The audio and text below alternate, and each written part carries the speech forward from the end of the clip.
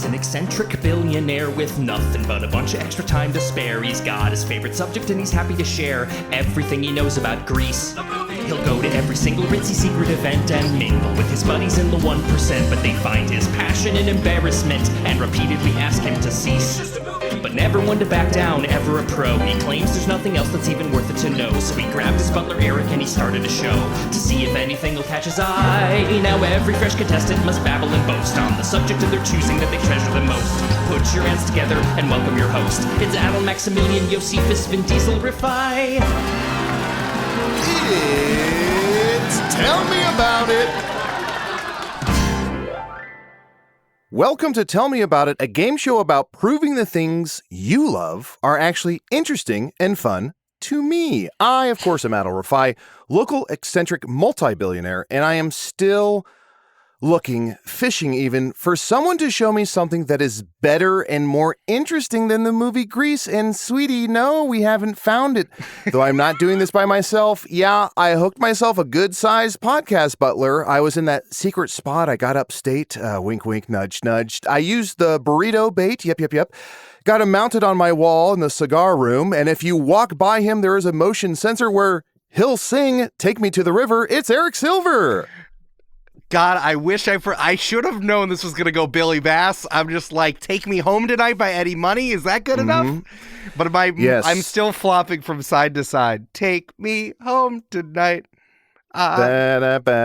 Beautiful. Go, I am a fish. Beautiful. And Eric, I want to thank you so much for having the forethought to install a river through my mansion. A river runs through it legally, literally. Yeah. And I'm happy to wade into the waters. Not in a spiritual sense, but in a I'm up to my waist in water.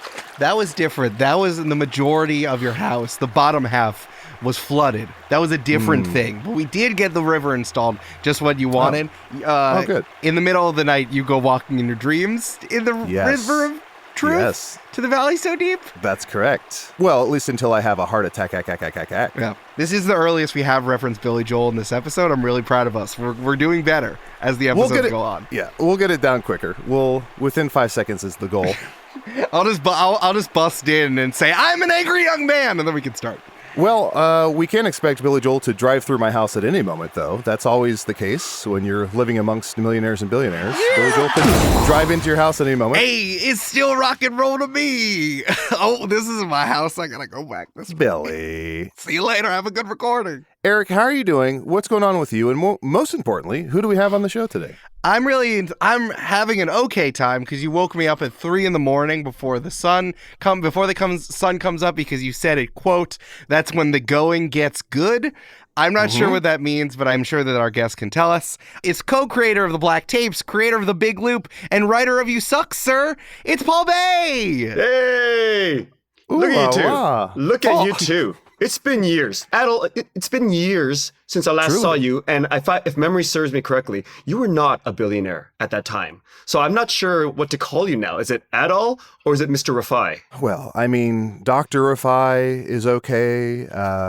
Anything along those lines. Any sort of, Mr. Rifai PhD, whatever you feel comfortable with. Because I feel like, you have a lot going on. You have a lot of amazing projects. You're the creator of It Had to Be a Big Loop. Sorry, I just had to work in some more Billy Joel there. You Suck, Sir is a phenomenal book. You've done TV. You've done so much, Paul. You can just call me Adal. Honestly, I respect you enough. You can call me Adal, and I don't reward enough people with that option. Thank you. Then I feel closer to you now because I was a little afraid of what the millionaires. Okay, billion. It was quite the leap when Eric told me that Adal's now a billionaire. You so watch your step, buddy. I told you to watch your step because there's a river in the house. That was mostly about that. That's right. Paul, I noticed you're in a canoe in the river in my house. What's going on with this canoe? I'm just testing the new Kevlar canoe. They are made of Kevlar now, bulletproof. In case someone wants to take a shot at my lower half of my body. In case the fish fight back. Yeah, it's that one thing. Like, how when people are shooting up warehouses, as gangsters are known to do, it'll happen to you one day because you're a billionaire. But they'll often shoot and people just duck and think, I'm safe now. And they'll always miss. In a canoe, outdoors people know this. So they automatically go for the canoe first, leaving the head intact. That's why the Kevlar canoe. That is so...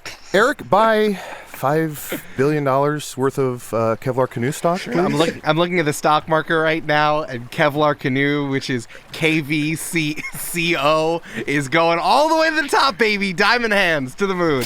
Beautiful. I gotta be honest, when at first you said you can't duck in a canoe, I thought this was some sort of waterfowl joke. But no, you gave me an investment opportunity, and I appreciate that, Paul. Paul, what are you here to talk about today? Today, I'm here to talk about something you probably know a lot about, because billionaires love doing this type of thing. It's a leisure activity, but it's a subset of a leisure activity. Cocaine? Oh, you could do cocaine when you're also ducking bullets, which actually, that's why the Kevlar canoe, I didn't want to say it publicly, but I guess it's out in the open now. People do traffic cocaine in these Kevlar canoes. That's what it's initially meant for, so I'm sorry. And we stuff ducks with them too. Cocaine ducks, we call them. They go around. Decoys. They quack, quack is a sound they make when you snort them. This is like OnlyFans is definitely only just for social media. It's just for me communicating with my fans. Nothing else. Exactly. Kevlar canoes, totally different. Everything's legal. It's fine. Eric, the times have passed canoes in the night and we just sort of wink at each other and go, quack, quack, quack, quack, I got you, buddy. And, you wipe the cocaine off each other's nose as a little friendly gesture. It's really sweet. And so I'm talking about a subset of that leisure activity that you're talking about. I want to talk about fly fishing. Wow, fly fishing. Now, this is something a lot of my billionaire friends do, but I myself, I've only seen it in the movies and some TV shows, and I'm not really sure what it all entails. So, Paul, I'm very excited to hear about this. Eric, why don't you hop in this canoe with me, and we'll get Paul, we'll get all settled here in the canoe, grab some paddles, I guess.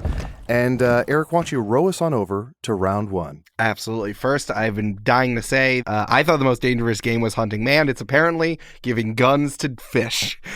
That's the most dangerous game. Eric, you silly fool. The most dangerous game is Jumanji. And of course, I have the only copy...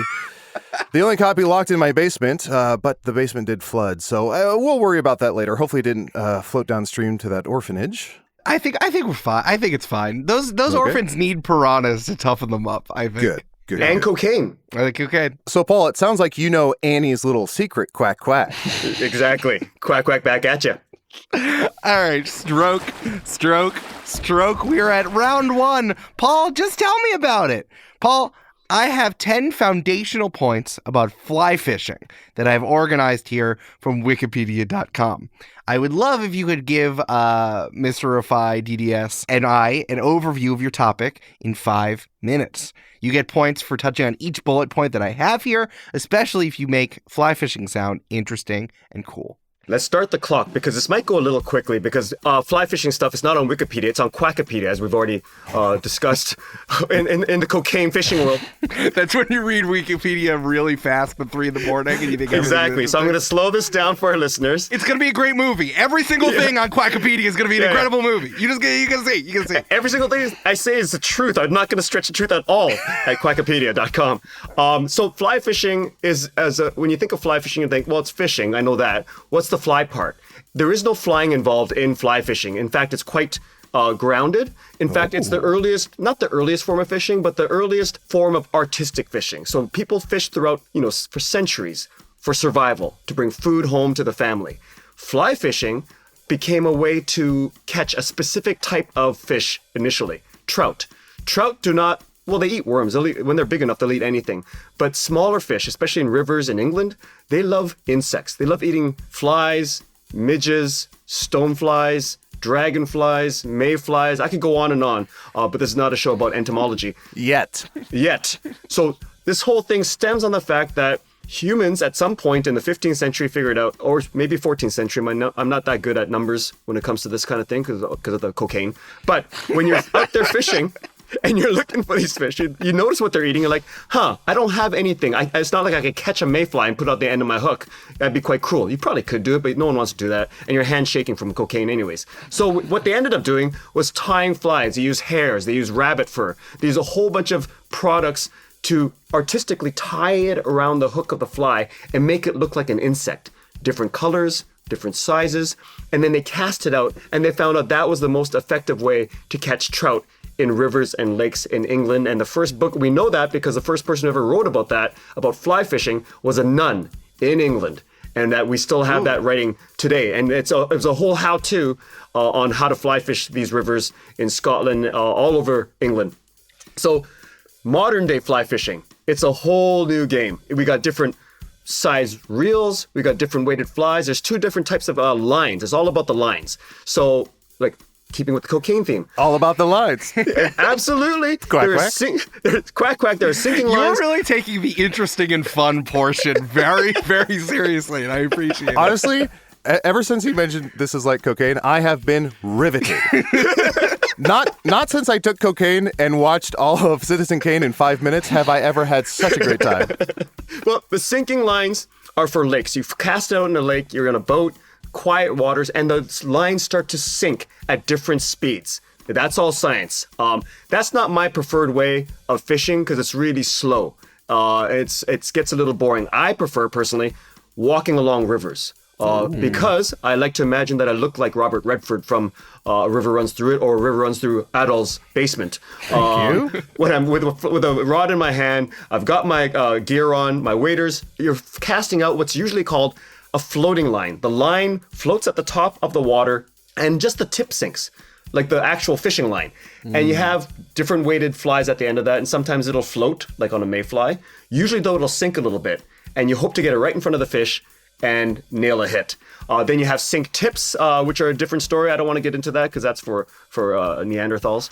You have different weights of rods. If you're going for salmon in the rivers, as we do in British Columbia here, you might want a 7-weight rod or an 8-weight rod, something with a bit more strength, so the fish won't take it right out of your hand. If you're going to a smaller river where there's tiny trout, and you're like, I'm not good enough to get bigger fish, but I'm willing to pick on these smaller fish, you get what's called an 0.8-weight rod, which barely weighs anything. And it's like, you cast it out and you fight these tiny little fish. I don't do that because I consider myself a man. Right, you just go to like a Tim Hortons and just fight who's ever in the parking lot instead. Exactly. Yeah, that's the equivalent of that. So yeah, that's fly fishing in a nutshell. They call it the quiet sport because when you're out there by yourself with your fly rod and a little vial of cocaine, you hear nothing out there except the quack quack of your other traffickers, drug traffickers, or just other animals in nature. As opposed to spin reels, spinning is a lot of noise. It's a lot of gear. It's a tackle box. It's the kind of fishing my dad taught me. Yeah, it's a lot of zzz. Yeah, exactly. Which sounds like somebody going to sleep real fast, possibly on cocaine. Exactly. Yeah. When they're coming down, right? As we call it. Yep. Right? So what's the whipping part? Again, I don't think we know anything about fly fishing here. What's is the whipping that's the biggest difference, or you're constantly going in and out with that? So in a spin reel, when you're taught to fish a spin, there's a weight at the end of at the hook, the bait and the lure itself, or the flash or whatever, it's weighted. So you just cast it out and it spins. That's what carries it out there. In fly fishing, these flies are they don't weigh anything at all. So nothing's going to pull out. So the line itself is actually weighted. Oh, so that's why you got to do the whole thing. Yes, the whipping back and forth is not to. Some people think you're actually trying to get the trout to jump out of the water. That's not true. Okay, they're not on cocaine. We are. So they're not going to jump out of their habitat. We're pushing it back and forth to add weight to the rod, add power to it, and then whip out that line. Right? It's like loading the rod and whipping out that line as far as you can. Hell yeah. And that's time. Beautiful. Wonderful job, Paul. Eric, why don't you go through and let us know how many points Paul got in round 1? Paul, here's the thing. Sometimes when I go in and I do research for this show, I'm like, oh, let's see what's on Wikipedia.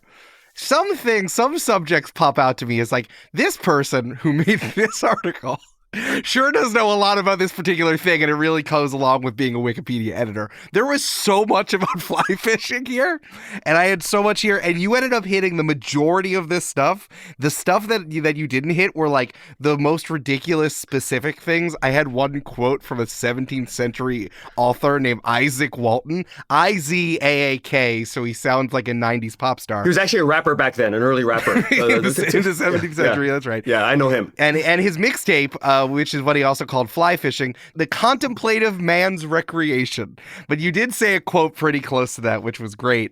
The only other stuff was like history stuff about it coming from the 2nd century in Rome, but there's also some traditional Japanese methods. But you got 9 out of 10, man. It was incredible. Oh, hey, And I do have to say, speaking from, it's a bit of a knowledgeable spot for me. Some of the earliest rappers lived in, the 1100s, and they had thatched roofs, which is why they constantly caught on fire, which is where we get the term, the roof is on fire. I did not know that. Yeah, so you learn a little something from me as well. Paul, this was an absolute treat to hear about. A few things I want to touch upon in order to allow you to get some bonus points, if you so choose. You talked about artistic fishing, which makes me think of some of the greats, Vincent Van Roe, Jackson Haddock. Can you think of any other artistic fishing greats? Oh, I had the good fortune to run into my friend Rainbow Cod, and he was telling me he paints now, and he's inspired by the most important painter in the fishing community, Jackson Pollock. But he spells it differently. He spells it like the fish. Yes, of not course. that other guy who does those weird line paint splashy stuff. This guy paints basically the singing fish that you guys did at the top. Yeah. He Billy paints bass. murals of the billy bass. He paints murals of billy bass all over the nation.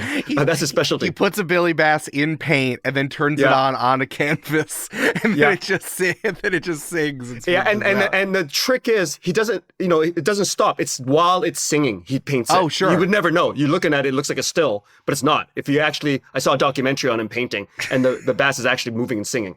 It's quite remarkable. That's impressive. A lesser painter would make it sit still, because who's going to know? Right. Yes, of course. I thought about, it's really important to get away, especially if, there's a fatwa out for you, because Salman Rushdie is out there. Yes. Yes.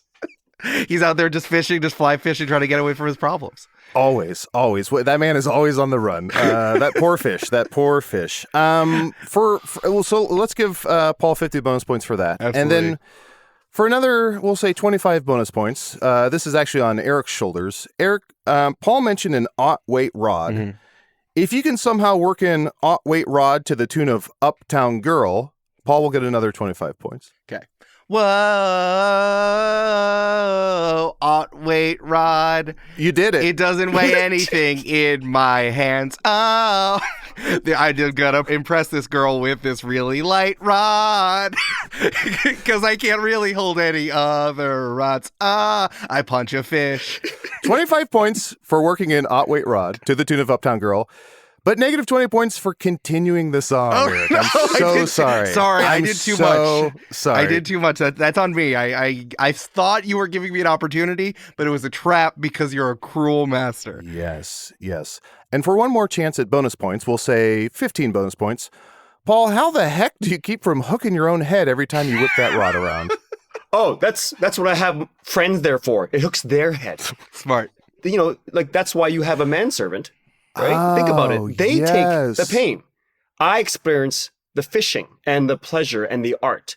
They're there to supplement my joy. Because when you're fishing and you hear, ow, I think, oh, that could have been me. Thank you for serving me. There, but for the grace of God. I love that. 15 points to Paul. That is good to know. Eric, you might want to buy a helmet. Why don't you let Paul know how many points he has at the end of round 1? Absolutely. Well, you got a 9 out of 10 plus all the bonus points. Paul, you're already up to 79 points. That's what I'm used to be honest. I'm not surprised. Whenever I come on these podcast game shows, I'm always kicking ass. People call me kicking ass. Incredible. He acts like he's been there before. Consummate professional. Yeah. Kicking ass, taking names. I already forgot your names because I've taken them. I've taken them right now. They're not even on the screen anymore. Eric, we got to get them back. What the fuck? Why'd you allow that to happen? No. Mr. Kicking Ass and Catching Bass, let's get you some champagne or something. And why don't we, while you sip on that, let's put a frozen raspberry in that because I think that's what I'm supposed to do. Thank you. Oh, he ate the whole glass. Interesting. Let's go ahead and take ourselves over to round 2. The reversal of power happening on this episode is really unconscionable. I have 2 masters now. One's Paul and one is Mr. Rifai.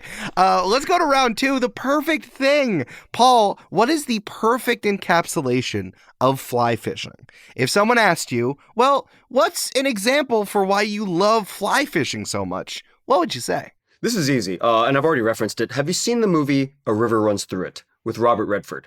Now picture that, but instead of Robert Redford, it's me. And instead of him being beleaguered or pestered by his reverend father, there is no reverend father. It's just me again. It's just alone. And instead You're of a your brother, own father in the scenario? Yeah.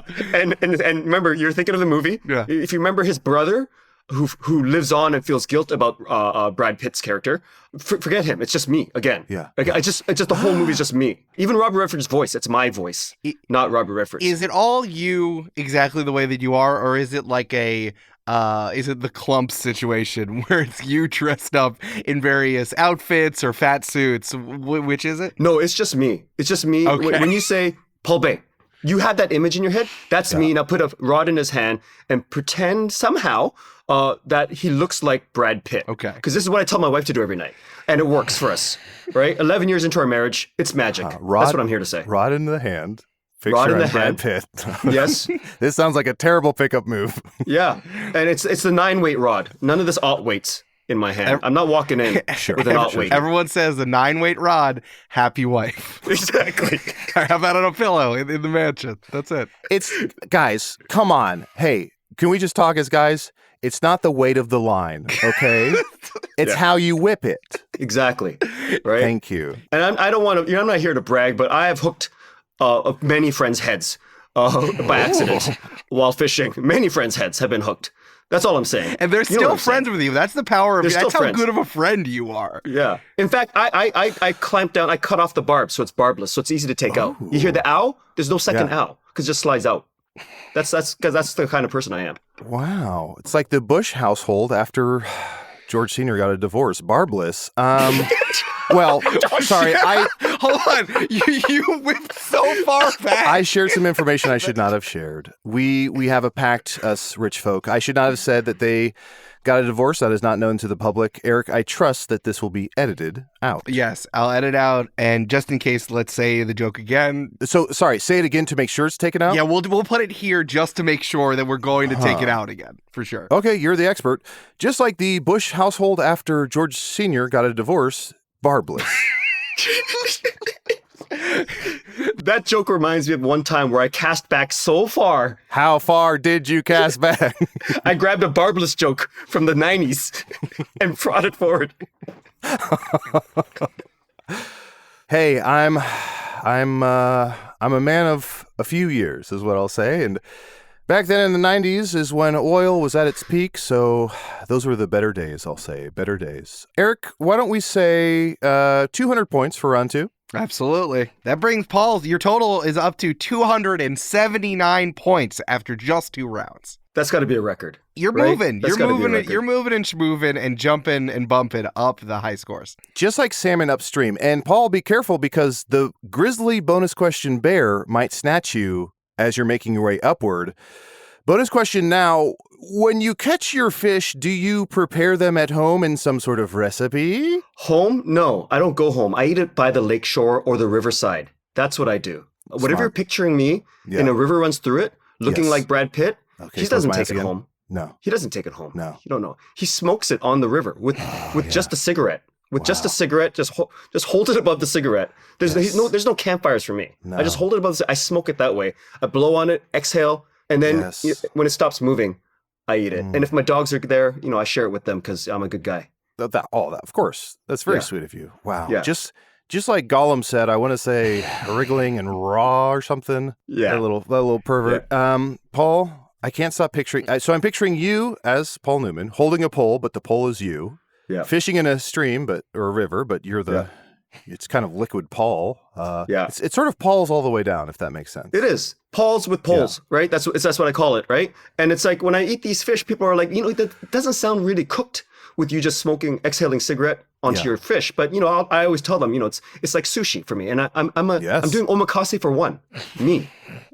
Some might say, "Oh my kase," like nacho cheese. It's mine. It's my kase. Please, it's all my kase. Please, I smoked it myself with my cigarette. It's mine. I don't need to go back to my casa to do my omakase. This joke went off the rails. Omakase every night. That is beautiful. I don't remember that Billy Joel song, Paul, but I do know from your social media you are a bit of a chef. I am. So when I'm not by the side of a river or a body of water, when I'm casa bound, I do like to cook. Okay. What is your favorite thing to cook, or what is a Paul specialty? Paul's specialty is kimchi jjigae, which is a Korean pork dish with kimchi, tofu, a little bit of pork to flavor the sauce, soy sauce, little sesame, Yum, yum, yum, yum, green yum. onions. Yes.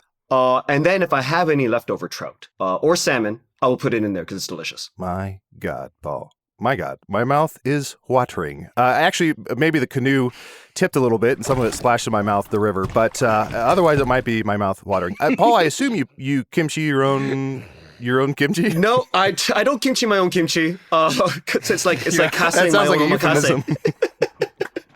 Yeah. I've never cheated my own Kim. Is another way to put it. Sorry, Kim. Move on.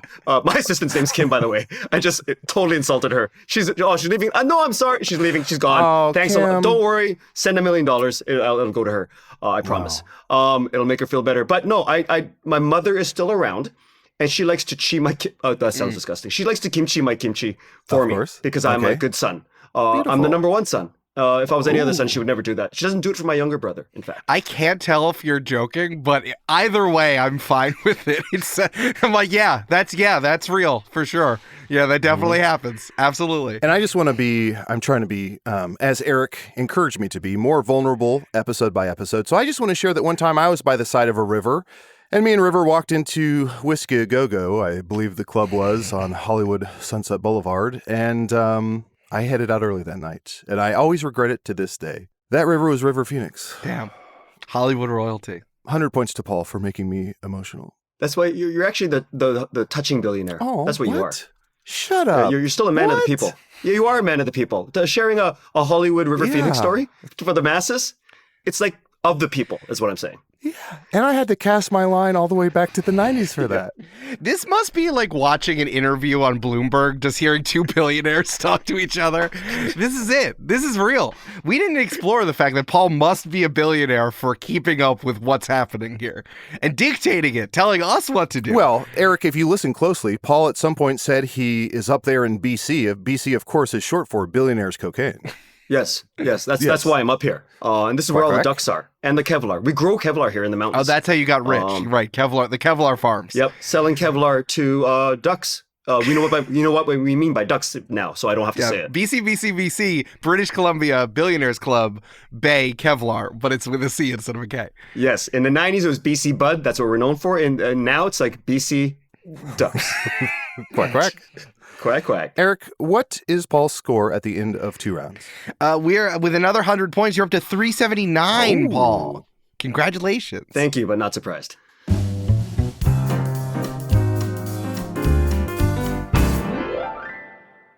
Hey, it's Eric. I'm being a little sneaky goblin, just hanging out underneath the stairs and telling you about the podcast. I hope you like this little stop because I'm a little goblin butler guy. Hello. I don't know if you knew, but we have a Patreon here at patreon.com/TMAIPod, where everyone can become a junior audio butler and get your own little broom hung up here in the pantry. Support this wonderful independent podcast and give more money to billionaires who certainly don't spend it on having warring social media websites so that then they'll fight and show how manly they are to each other. Shout out to our newest patron, Ethan. I hope you're loving the ad-free episodes. And if you're like, what? Ad-free episodes? Join the Patreon. Patreon.com/TMAIPod.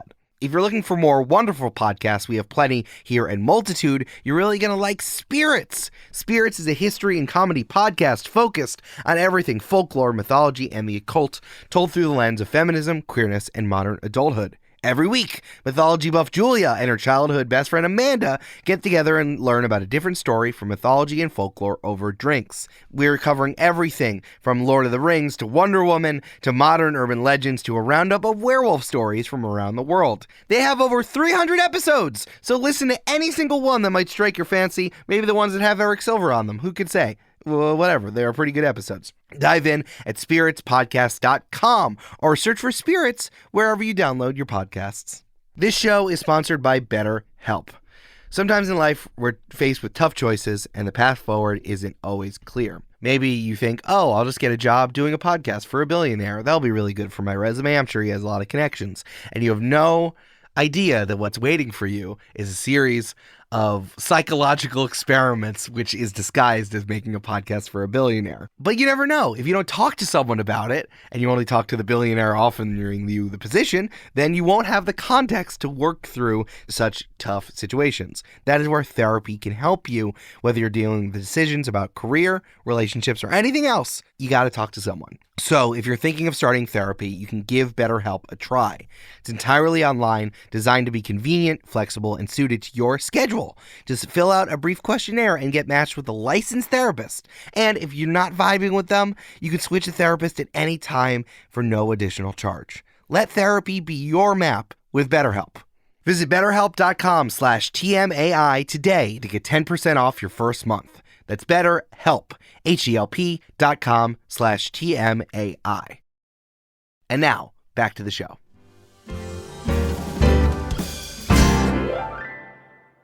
Paul, one more bonus question before we move on to round 3. Have you ever, I assume the answer is no, but I have to ask, have you ever okie-noodled? I probably have.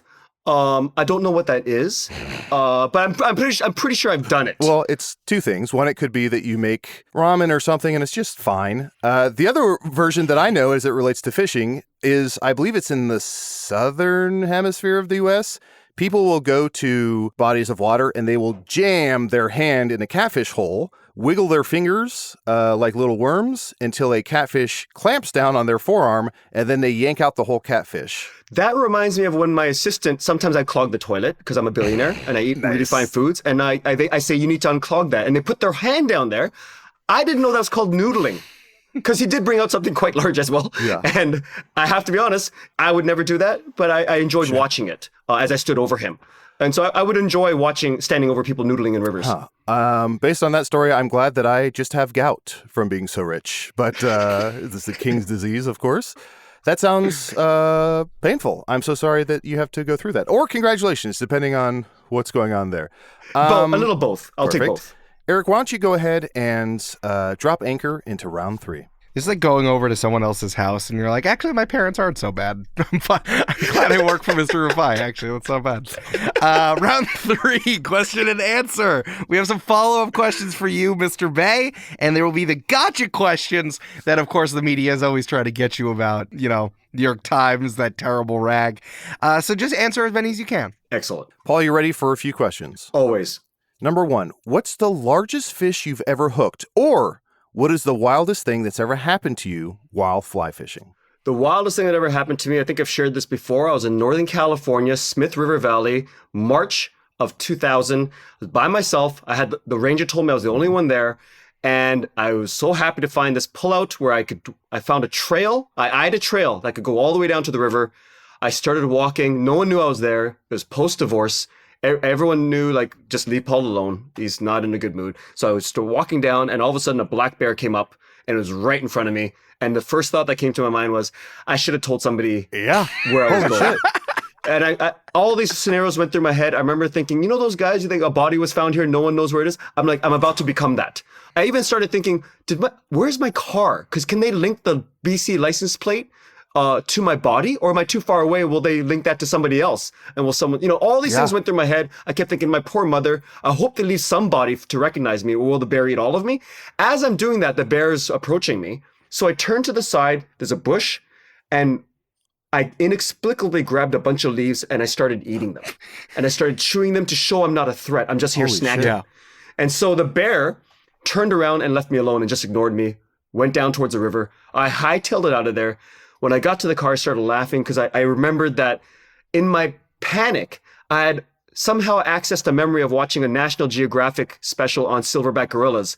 And that guy, that researcher, ate leaves to show the gorillas he was not a threat. And in my panic, I mistook bears for silverback gorillas.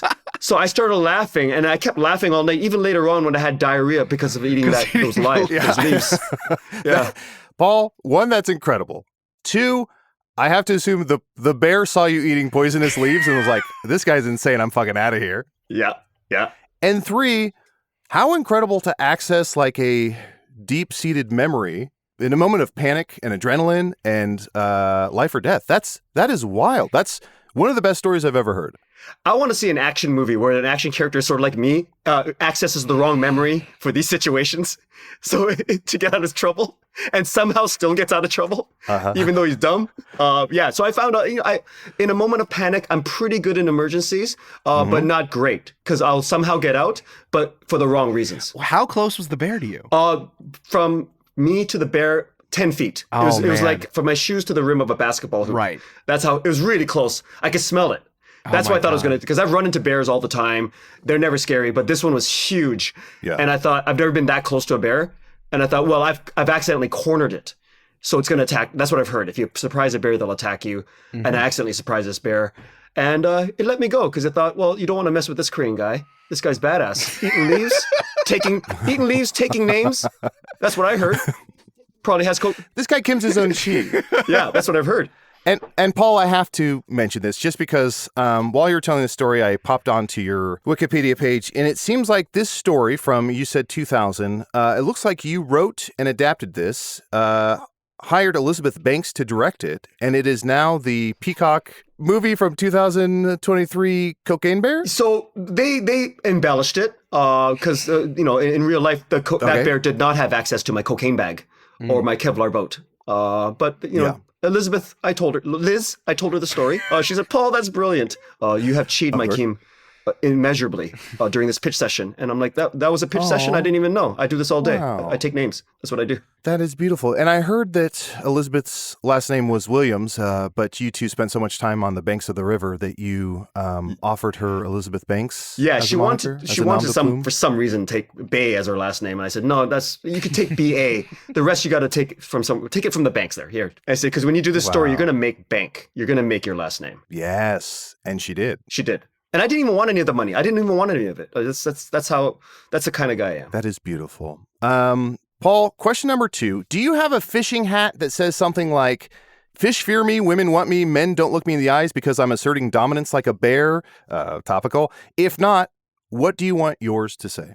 I don't like the idea of hats when I'm fishing because those are people who are fearful of the sun. I'm not scared of anything. I want the sun to wear a hat when I'm around. That's the way it works for me. I can see why you attracted the bear. Your face must have been cooking. And that with the smell brought the bear there. Yeah. I smell kimchi jjigae. Why does the whole forest smell like cooking kimchi? The bear's like, what is this incredible smell? I got to figure it out. I also typed in the hatless man who scares the sun and was directed immediately to 4chan. Yeah, the Hatless Man and Slender Man, they hang out. They're bros. They're long-time bros. Friends for life. Friends for life. Paul, one last question for round 3. What's your secret spot for fishing? And I promise I won't tell anyone. You know that river? There's a movie called A River Runs Through It. Yeah. I've heard of it. In Montana, that river, whatever it's called. Right? The one over the stones with the voice of God under the rocks. Paul, don't worry. I shut off all the recording equipment. Where's the spot you go to? Don't worry. It's okay. It's in Squamish, a little town north of here. And you hang a right at the Taco Bell and you keep going until you see a bunch of Kevlar canoes strung up as a warning to not trespass. You could try to trespass if you want, but you're in for a real surprise if you try to go to my secret spot. That's all I'm saying. And I got to be honest, anytime I try and eat Taco Bell, it makes me a little bit squamish. So I'm with you. Stay away from that place. Keep away. Dogs on property. Yep. Yes. For a bonus question for round 3, Paul, can you guess within 5 how many times we've mentioned cocaine in this episode? 4. Was that too fast? Sorry. I just did a bump while I was laughing to calm me down. I do coke to calm me down. That's what. Of course. It is a relaxant, famously. Paul, for questions number 2 and 3, we're going to give you 100 points. But for question 1, which is what's the wildest thing that's ever happened to you while fishing, and you told us your bear story, I'm rewarding, for the first time ever, 10,000 points. That is fantastic. Truly the best story I've ever heard. Thank you. And I feel like I now walk away knowing something in terms of if a gorilla or bear ever corner me, I should just eat leaves. Now, if there are no leaves around, I don't know what to do. I'll access some memory where I'm flash back to an episode of Full House and be like, kindness is key. And I'll get torn limb from limb, but hopefully there's leaves around. Well, here's what you do, Adal. If there's no leaves around, you just light a cigarette and you ask very coolly, I hope you like being noodled. And hopefully they speak English. Well, you did say earlier Okay, that the perfect. bear knew you were Korean, so it can see race. So it might. Yeah. It's possible. Well, I hope the bears don't like Middle Eastern is all I have to say. Let's go ahead. We're going to pull up anchor. We're going to make our final attempts at catching some fish all the way over here in round 4. Eric, will you please go ahead and bring out the wheel? I've instructed my manservant to prepare a few wacky mini games here, Paul, to test your intellectual and creative mettle. Eric, what do we have today on the Wheel of Extraordinary Challenges? Absolutely. Let me spin it. Oh, that was Roger Rabbit again. I think we need to tighten his cage. Oh, you put a muzzle on Roger Rabbit so he's not saying anything? Yeah, I think he's Roger Rabbit. Oh, well, yeah, we better watch out. All the way back to the 80s for that one. That's good. You cast that one all the way back. Paul, you have 10,479 points, and we're going to go to our next round. This minigame is called Water Up to Our Shins, Not Looking at Each Other. It's a great time to talk. Fantastic. Paul, there's a reason that guys create strong relationships while on the couch watching something or playing video games, working next to each other, or going fishing. Psychologically, it's more comfortable to talk side by side. It's a real thing. As a sociologist, Harry Broad said that the side-by-side shoulder orientation is a way for men to seek intimacy. Numerous studies have established that men are more likely to define emotional closeness as working or playing side by side instead of women who like to talk to each other face to face. Because of this, and I have this is real. I have an article from Psychology Today and everything. Paul, you're going to be dropped into scenarios where you and your fly fishing buddies will need to talk something out. Adal and I will be playing those guys. We're going to alternate. And I'm going to put 90 seconds on the clock for each one, and you'll be given points depending on how well you resolve the situation in the short amount of time. And I'm with my fishing buddies. We're just standing side by side. Yes, correct. And we're going to bring you problems, and then you're going to have to resolve this issue by 90 seconds. For example, I could be like, so he's like, hey, Paul, do you think I'm a good person? And then you have 90 seconds to resolve that particular issue. Gotcha. And you're like, yeah, dude, no matter what, it's fine. Yeah, Gotcha. Whatever it means to Gotcha. you. Okay. And I'm gonna guesstimate, Eric, based on the amount of devil's dandruff that we've been shooting up our nose, the amount of nose slopes that we've hit this winter, I'm gonna guess you can take that 90-second clock all the way down to 15. You have up to 90 seconds to resolve this issue. Excellent. So, Paul, this first scenario is a friend of yours who was just broken up with. He's put on a strong face the entire time you've been fishing, but really breaks down only after like 3 hours of fishing. Hey, Paul. I've been putting on a strong face the whole time we've been out here, but I know it's been like 3 hours fishing and stuff, but I was broken up with this morning. Sorry, man. Okay, first of all, this is not the place to be shedding tears when we're fishing. You just scared. Just scared away the fish. I told you. Remember, shit. the number 1 rule is don't talk to me. Number 2 rules, don't talk to anyone. And the number 3 rule is don't cry. So you just broke all 3 rules right now. I broke all 3 rules. But it's okay. You don't cry again. Yeah. Okay, it's all right. But since we're standing side by side as friends do, because I've read a lot of psychological reports that say this is actually conducive to figuring out problems and stuff like that and bonding. A friend told me this. No, a friend didn't tell me that. I actually read it. I might have written the paper myself. But we're standing side by side here. See that sunset right in front of us? See that sunset? Yeah, it seems to be retreating from you. Yeah, it's. Did you threaten the sun? No, it just knew I'm here, right? But it does this every day. You think it's not really scared of me. It's just something it does every day. The sun ends but comes back. What just happened to you is a sunset on your love. The sun has set, but it's going to hurt right now. That's why you shouldn't cry. And also you're going to scare away the fish. But you'll be fine tomorrow, as long as you make it to tomorrow. But if you keep talking, you won't. Yeah. Wow, Paul, scare away the fish? And you said earlier there's plenty of them in the sea, but we're in a river. I think I get it. Yeah. Scene. All right. Hey, Paul, wow, you're doing so great with your fishing and everything, and your billions and everything. I'm just, man, I wish I could be successful like you. Do you have like 20? I got this idea for like a 7-Eleven, but it's faster, so it's like only 3-11. I just need $20,000 to get it off the ground, and I could really use your help. Yeah, first of all, thank you for taking the hook in your head for me 20 minutes ago. That was really sweet of you. I held it here just in case. Yeah, but like I told you, that's just something you do. You can't ask for a favor out of just serving you the utility that you're supposed to be doing. Okay? Now we're standing side by side. So remember the last time we stood side by side, I said, don't pee on my leg. But, now that we're fishing. It was a great Cubs game. I loved it. I'm not used to those kinds of toilets. They're like troughs. I don't get it. I don't understand. So right in front of us, you could think of this lake as this huge trough that we don't pee in. Right? Sure. We are yelling our wishes into this. So instead of yelling it at me, I think it's, you have a dream for a 7-Eleven or, that's how dreams are. You could yell it at the lake and maybe someone else will catch it. Right? As I told another friend of mine, you see that sun setting? Oh, yeah, I see it. I see it. Oh, thanks. Hey, Mark Cuban, do you want to invest in my 311? Don't bother the billionaires, please. Okay, see. Okay, next scenario. Hey, Paul. Hey, man, I just want to say thank you again for your birthday present. You got me a fidget spinner. Honestly, I can't even fake it. That was kind of a shitty present 5 months ago. Sorry to bring it up now, but it's the only time that we really hang out. Yeah, here's the thing, and I wish you didn't throw it away, because inside that was a Kevlar fidget spinner, and inside that was $1 million worth of cocaine. That I thought when I gave it to you, remember I said, happy birthday, quack, quack? Yeah. You gotta talk to my friend Adal. Like, you don't understand because you're not a billionaire. But just remember this moment. I'm gonna do a podcast soon. I want you to listen to that podcast and try not to hurt yourself afterwards. Just call me after. Okay. I gotta go find that fidget spinner. I'm imagining spinning it and like white powder comes off the fidget spinner. Yeah, just what someone on coke needs, a fidget spinner. It's like, I need something to do with my hands. What can I do? All right. Scene. All right. Hey, Paul, we've been out here for a while, and I've been doing a lot of thinking. Do you think God exists? Well, here's what God told me. And scene? No? That's fine. That's good. That's good. Paul, here's the last scenario. Yeah.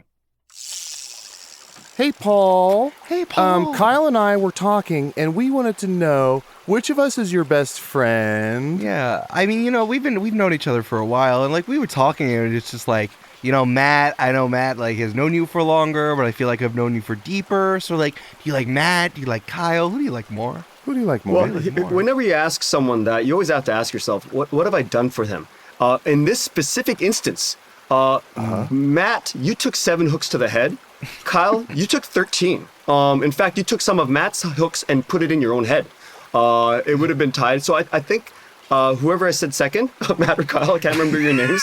You people who just walked up to me. Sorry, I'm a bear. I only see a little bit of race. I don't see a lot of race. I can't tell the difference between Matt and Kyle. I'm sorry. See. Wow, the bears are getting more progressive. Wow. Yes. They see you for who you are. They're taking a step forward. Those DEI classes in the forest are really working out. I knew that was a perfect investment, Mr. Rifai. Yes, absolutely. Let's go ahead. We'll score this round. I'm going to say 100 points. Hell yes. It would have been another 10,000 if we got to hear what God told Paul. So, Eric, after round 4, what is Paul's point total? Paul, you have 10,579 points. That's what I spend in a day. That sounds great. You're like a sports player. You're like, hey, I'm here not to get fined. Yeah, it's fine. We're playing ball. I've been here, touchdowns, baskets, whatever. It's fine. 10,000, whatever. It's fine. That is impressive. That is chump change to me, but that's very impressive. I would say spend more. And Paul, I want to thank you so much. Mr. We've had a wonderful time having you. Yes, we have the one. Yeah? We have that. Ah, yes, that's right. For a final bonus point, Paul, you will answer this random trivia question about the world's most perfect film, Grease. In 2019, Dame Olivia Newton-John, did you know Aussies could be damed? Auctioned the leather jacket she wore in the finale for $243,200 to benefit her cancer research charity. Now I feel bad about the joke. What did the anonymous winner do with the jacket? Tom, or as you call him, Tom Cruise, he told me he gave it to John, who you called John Travolta, because he didn't want to. He felt unseemly for him to do the auction himself. So Tom stepped in. That's my understanding. That's just bros talking. Wow. And he gave it to John. Paul, that gossip that you just repeated back to me is eerily close to the correct answer, which is the anonymous winner returned the jacket to Olivia Newton-John, which basically, I mean, let's face it, John Travolta and Olivia Newton-John are basically the same person. I mean, Sandy and Danny go together like a twist cone. So we are going to give you half points for that near correct answer. Do we have proof that the anonymous winner wasn't Tom Cruise? I think it could be. It had to have been. It had to have been. I know it was. Wonderful. And then we'll add one more bonus point. Incredible. Paul, thank you so much for coming on. We are going to take a look at the high scoreboard, but before we do, I always hate this part. I have to ask you for imbibing in my adult powder. For baking with my sugar, if you catch my drift, I do need to charge you 6,000 points. So if you don't mind forking that over here. Well, that's nothing to me. Just take it. Okay. Let me slide it over the table. Oh, thank you so much. And I do also have to take away one additional point, but just one, because this entire episode, Paul, I was myself fishing for compliments. Joe. I don't know if I ever heard one. I'm a little hurt, but hey, we're all billionaires, quack, quack. And you know what? I should be confident enough to not search out approval from a man who scares the sun. Although, if you think about it, I treated you as a peer, a fellow billionaire, and without questioning, because just 2 years ago when I saw you, you were not a billionaire, and all it took was a one quick question and a leap of trust in your manservant's information. And I didn't even doubt it. That in itself, you could think of as a compliment. What greater compliment from a fisherman than to be treated like a peer? Add the point back on that I took away, and a bonus point, because Paul has made me see that I was too pig-headed to realize he was complimenting me the whole time. Wow, Kim, he's really impressive. Oh, Kim's back. Oh, yes. No, Kim's staying. Kim won't come on the mic, but we were talking. I'm really impressed. Kim said that's what peers are for: fishing with and standing and fishing on. I will be your peer any day. You can stand on me, Daddy. Let's go ahead and take a look at the final scoreboard and where Paul fits in. Incredible, Paul. You ended up with 4,581 points. Congratulations. If we look at the final scoreboard, that puts you in third. Number one, yes. Yes, exactly. Number one. For number three, you are now right in the middle, nestled in our top five, ahead of Jenna Stieber, who talked about survival horror games, Corinne Caputo, who talked about plants, and now Paul Bay talking about fly fishing, Dr. Moya McTeer talking about exoplanets, and still our number one spot with 5,531 points, Kristen DiMercurio talking about Minecraft. A gentleman's, some might say a gentleman's first. That's fantastic. I heard the first part. That's fantastic. To be in first. I'm honored. Thank you for having me so I can be first. Thank you so much for being here. Paul, before you go, is there anything you would like to plug? I would just like to plug, so please support the WGA strike right now. Yes. We are striking for our livelihoods, and if you want to just look it up, the AMPTP are playing hardball.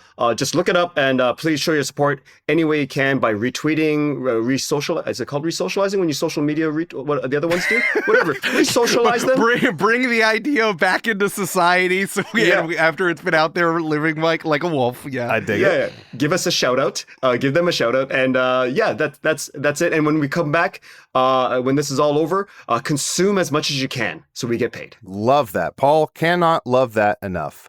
Support WGA. We are recording this a fair bit ahead of time, but I'm sure the strike is still going on because the writers are holding the AMPTP to the absolute fire, getting exactly what they deserve. Beautiful. Paul, you plugged your projects. I'm going to plug my nose, but before I do, I just want to say that's all for this episode of Tell Me About It, Quack Quack. Tune in next week for more 90s references, cocaine, and bears who leave. Say goodbye, Eric. Quack, quack.